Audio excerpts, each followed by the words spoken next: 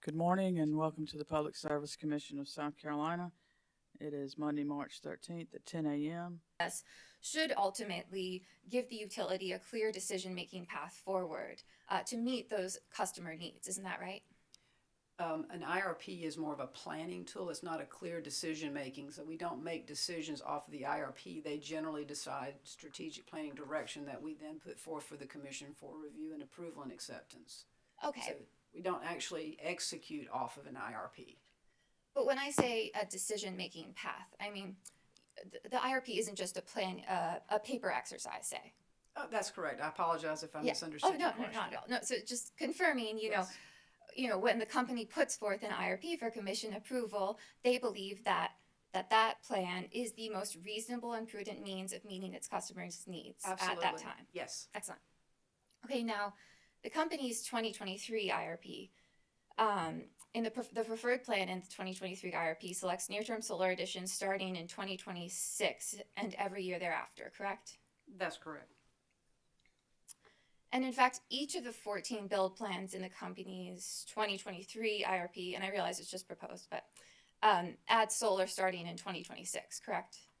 Subject to check, and I appreciate you reading it. It's a very comprehensive document, so I appreciate that. Yeah, I do have all the appendices, but I won't take that the I commission did not through. bring them with me, so. Yeah, subject to check. Each of the 14 build plans does add solar in 2026. And now, as you discussed with Mr. Burns, the 2021 and the 2022 IRP updates also found near-term solar additions to be economic, correct? Yes, they found them as an economic opportunity, yes. Yes. And specifically, the 2021 found it to be economic in 2026 and 2027, and separately found that it was cost effective in 2023, correct? Yes, so in the 2021, I mentioned that there were two tranches of 50 megawatts. And so Correct.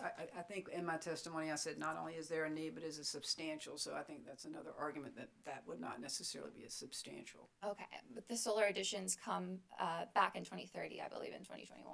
They do, that's correct.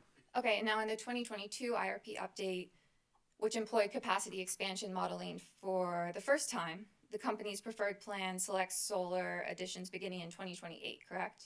That's correct. And isn't it true that under the high fossil fuel prices build plan, the model selects solar even earlier, beginning in 2026? That wasn't the preferred plan we put forward, so I can't speak to that. I don't have that information. Oh, Subject to check if that's what that plan suggests, but that's not the plan we put forward as our most reasonable and prudent. Right, I'll just pull it up really quickly so I'm not talking out of thin air. So this is the Appendix F in the 2022 IRP. Just a moment. Let's, there we go. I think I can zoom in a bit.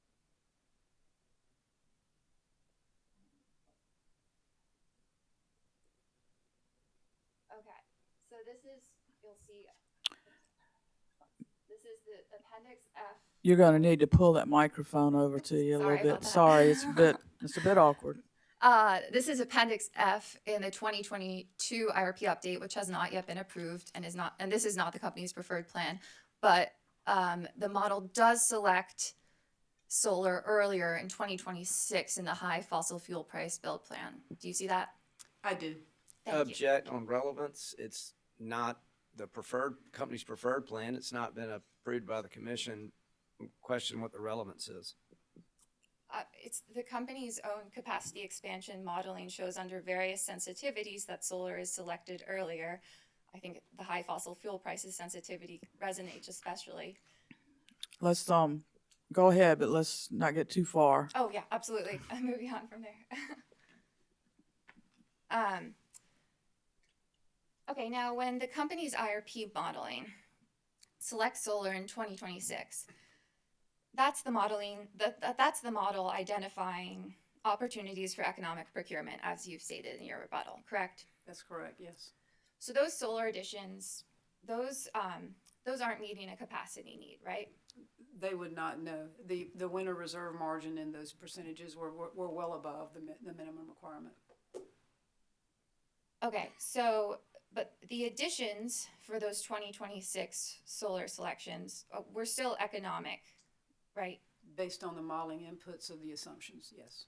Right, and that's because adding solar at the prices you've assumed can offset higher cost energy, in particular, the cost to operate and fuel Dominion's gas and coal plants. Isn't that right? If projects could be brought forth based on the prices that were modeled in the IRP, yes, they would do that. The market data that we achieved, this actual bid data from the ERCOT RFP, did not demonstrate that. Okay, well, again, this is the IRP that you've put forth to the commission and that the company believes is the most reasonable and prudent plan at this point. And which plan are we speaking to now? The The accepted 20 and approved, or the later? I'm just asking you about the 2026 additions in the proposed 2023 IRP. In the one that the commission has not reviewed and we've not had a hearing on. Right, but I'm just asking you what you mean by economic opportunities for procurement, just trying to understand Okay, that. And if I, sorry. No, that's Wait a fine. minute, I was let's- gonna say, I'm looking at a document right now, which is, Exhibit E, or Appendix E3, which shows the winter reserve margin, and when I say that we have ample room, our winter reserve margin was 20.1%, that's our minimum reserve margin. We get north of 30% until 2029, when it actually gets down to our winter reserve margin. So we have ample headroom, ample capacity to be able to reliably operate our system. Economically and reliably is a statutory requirement. That's what we need to do. I'm saying it modeled solar because the prices that we assumed, which we don't now believe we can achieve, does allow for an economic opportunity. If it would, again, I mentioned this in my prior testimony, if the ERCOT RFP or our proposed water rebuild RFP allows for a technology neutral all source opportunity, those projects can bid in, and if they can deliver it, that they will be advanced. We are not blocking that opportunity at all. Okay, so apologies if my question was confusing. It's actually pretty straightforward. I just want to walk through what you mean by opportunities for economic procurement, how energy-only additions, work to the benefit of customers when those costs are to the benefit of customers. That's correct. So in the case of solar, that is shown to be economic, and I'm just resetting here, as you recognize when, excuse me, I've lost my place in my notes. Okay. So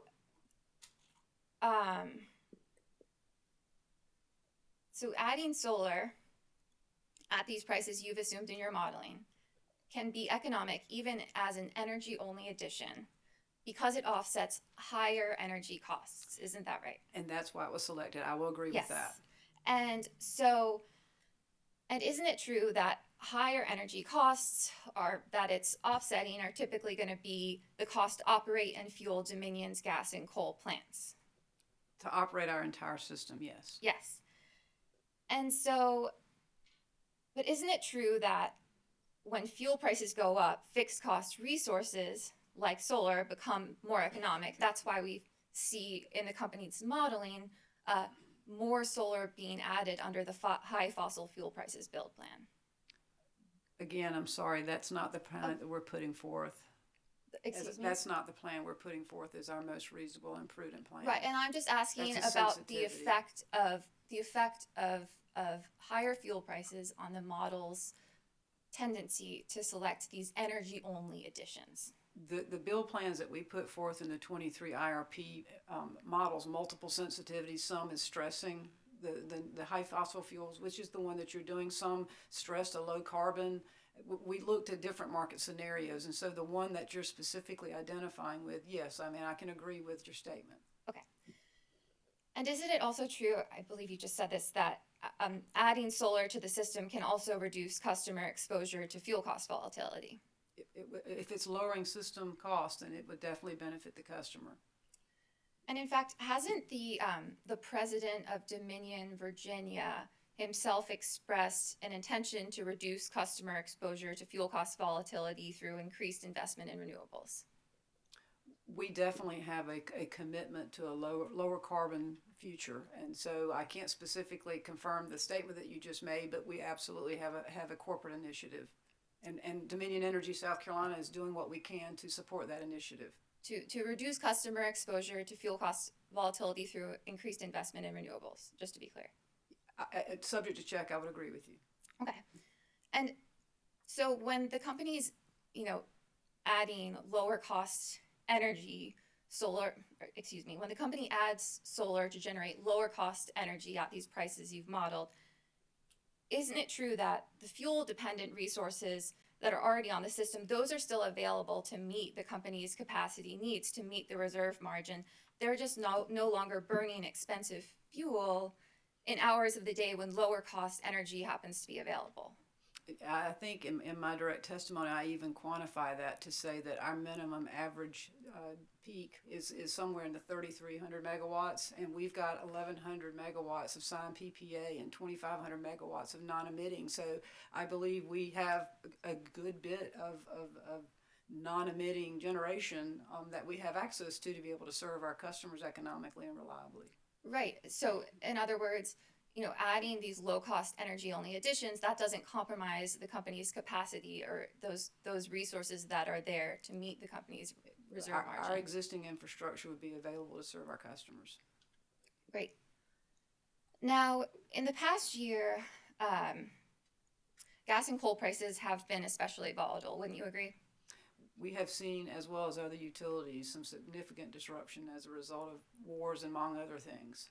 Okay, and now, according to Dominion's recent fuel cost testimony filed in docket 2023-2-E, the company's generation in 2022 consisted of about 50% gas and 20% coal, correct? I wasn't a party to that docket, so I can't speak to that. I'm not prepared to talk to that at this point. Okay, well, I'll just pull up the testimony for your reference. Actually, you know what? Chair Belser, I object to getting into fuel cost testimony. We've been very patient in given a wide latitude about the IRP and different fuel sources, but this is about 8 questions on a CPRE procedure, not these detailed questions, and certainly a fuel clause. And the witness has indicated that she can't testify in the fuel. And I was just saying I'm ready to move on to my next question. Thank you, ma'am. I did just have I anticipate another objection, but I guess I'll just move forward and see. Well, she's testified that she's not. Yeah, and I'm moving on from that question. Thank you. But I did just want to clarify our understanding here that Dominion shareholders don't pay for the fuel to run that generation. 100% of those gas and coal costs are passed to customers in fuel proceedings. I would say that any fuel costs can be borne by the customer. That's why we have to be very prudent in how we economically and reliably run our system. And last question, then I'll move on. But you know what? Actually, I'm gonna just scratch that there. But you're aware that the company's customers have seen significant bill increases due to fuel costs in the past year. By my calculation, it's about 18%, assuming this most recent application is approved. And so wouldn't you agree that the company's customers need the company to pursue all of these opportunities for economic procurement, even on an energy-only basis? I can't really speak to the fuel proceeding. I am a using and consuming customer myself, so yes, I would like that, but I can't respond to that question. Well, and that's fine, and we'll move on. And you've agreed, you've acknowledged the importance of pursuing those economic opportunities for customers. We do that every day. And so, now changing gears slightly, your rebuttal states that there's no need to rush to procure solar and that Dominion has sufficient time to implement a CPRE program after the 2023 IRP is approved, correct? That's correct. Now, so you do understand, though, that neither CCL and SACE nor CCEBA is recommending that Dominion rush out and procure solar right now. Isn't that correct? I believe that is correct. In fact, no party in this proceeding is recommending that Dominion move forward with a competitive renewable energy procurement prior to commission approval of the company's 2023 IRP. Isn't that correct? I believe we all have consensus on that. Great. Now, if you already have a framework in place from this Urquhart RFP, as you've testified, wouldn't it be pretty easy to adopt the CCL and SACE and SISIBA's recommendation to just start working with stakeholders to begin developing a CPRE program that could address more specific needs that we expect in the future? I believe that point in time would come when we have a specific need so we could tailor it. Right now, we would be going through an exercise that would be redundant, because as soon as we identify a need in that program, we would refer back to the framework that we've already established. And I'm repeating myself a bit when I say it's expensive and it's time consuming and it's complicated. We already have a program in place. We're trying to be respectful of our time, the commission's time, and the consuming public, because as ORS Witness stated, and if I can have a little latitude, the cost to develop, implement, and manage the program, which extends to executing PPAs and utility rate base, is ultimately paid by the ratepayers. If we put forth yet another program that is specific to a renewable energy when we already have the framework, and then we decide there's a need, we're going to do it again, and there's another redundant process. And so I'm saying we have a framework that can be easily tailored at the time when it triggers a need, a specific need for renewable energy. Then we can tailor that in a technology neutral environment and make sure that we are doing it in the most cost-effective way for our consumer. That's all I'm asking. I'm not suggesting that we don't do it now. I'm suggesting is that we have the program in place now. We just need to execute it at the right time. Okay, so you're recognizing the value, though, of having a framework and a program in place that Dominion can employ quickly when a need is identified. Objection asked and answered. I'm sorry, repeat your question. So I was just confirming that I didn't ask this actually. That Ms. Best agreed that there was value in having a framework in place so that a program could be implemented once a need was identified. I agree that it's been asked and answered, but answer it one more time, Ms. Best, and let's move on. I would say great value was gained from this Urquhart RFP process because of the fact that we reached consensus. We did not have to burden the commission or the ORS with time and resources to move along. So I think that we have a program in place that has been successfully negotiated and compromised and collaborated with the people that are in this room, among others. Okay, now, but per our earlier conversation, if the company misses this 2026 target, when the company's modeling has identified opportunities for economic procurement, wouldn't that be missing out on an economic or cost-saving opportunity for customers? I previously testified that the projects, the 19 projects among 50 contracts that's in the Urquhart RFP has commercial operation dates assigned to them of 25, 26, and 27. So if those projects are selected, which I can't go into the negotiation phase, if those projects are selected, they would be well within the 26 timeframe. And our interconnection queue suggests that there is ample interconnection agreements out there now today that can be commercially operational by that time. So no, I do not think that we would be missing out on an opportunity in 2026. Okay, well, is it then just let me just grab my notes.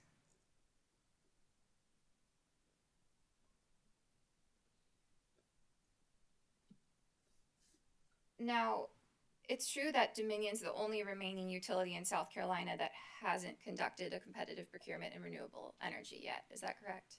I know that point was made in testimony. I do know that Santee Cooper was legislatively mandated to file one, and I do know that Duke has one both in its North Carolina utility, so I think it's using a similar program for South Carolina. So I would agree that we do not have a program in place. Right, and ultimately, it's up to the commission to determine whether a CPRE program is in the public interest. Isn't that correct? I think Dominion Energy South Carolina would first determine if there's a need, and then we would determine if that need is of sufficient magnitude, and then we would develop those guidelines, and then we could come forth to the commission. I believe it's a determination of the utility, and the utility would bring that forth to the commission. Well, Ms. Best, didn't the General Assembly authorize the commission to determine whether a competitive procurement for renewable energy is in the public interest? So ultimately, it's up to the commission's determination whether starting to begin a CPRE program so that it's ready to go when the 23 IRP is approved would serve the public interest and specifically benefit Dominion's customers. I'm not an attorney to interpret the statute, but I do know that this is a latitude that the commission has if they determine that it is in the public interest. My argument in my direct testimony is that there is no public interest at this time. Okay, thank you. I'll Thank stop you very there. much. Thank you. ORS? No questions for RS. Thank you. Thank you. We've been going almost an hour and a half, so I'm not sure if there's a redirect, but why don't we take a short break? I do note that we have not changed the clock here in the hearing room, so please use the minute hand and not the hour hand there. And let's return at 11:35. That's about